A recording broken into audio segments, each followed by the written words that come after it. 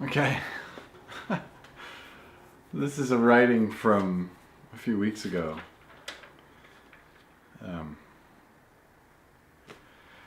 Healing happens when truth is revealed, when truth is experienced.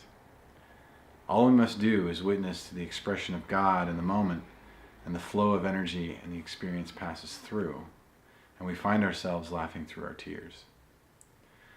We are now in the vibration that occurs when we are in both worlds of the light and the dark, of life and death, where the earth meets the sky on the horizon.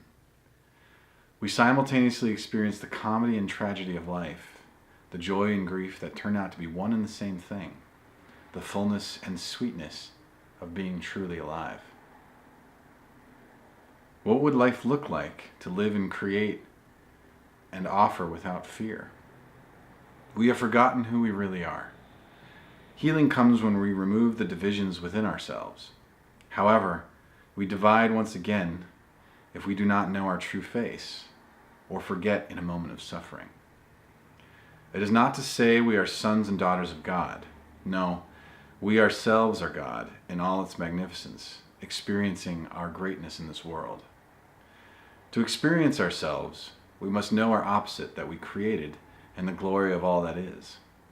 From this knowing, we create and glorify who we really are, the Creator itself.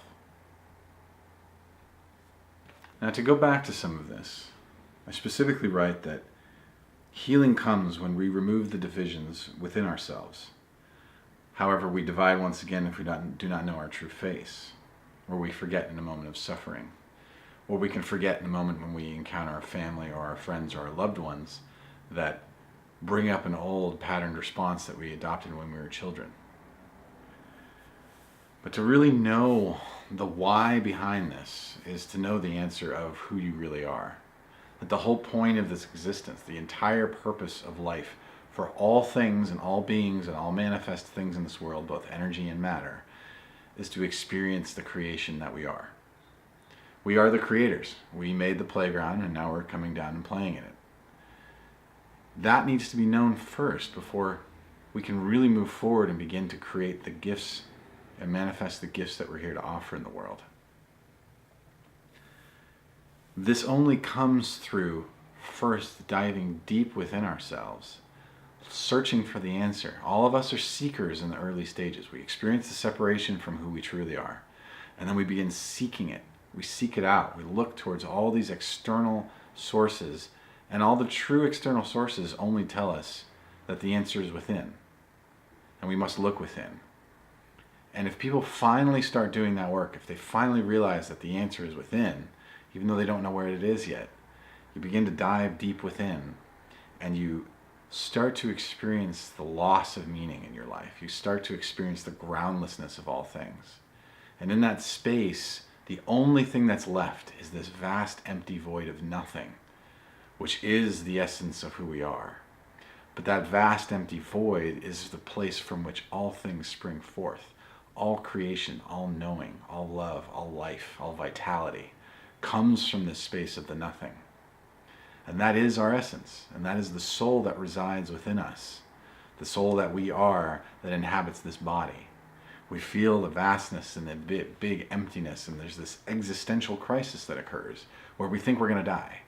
We think we're going to die. The ego believes that down here in the nothing we're going to die. It turns out we don't. And what's revealed is our true face, the face of the Creator, who we really are.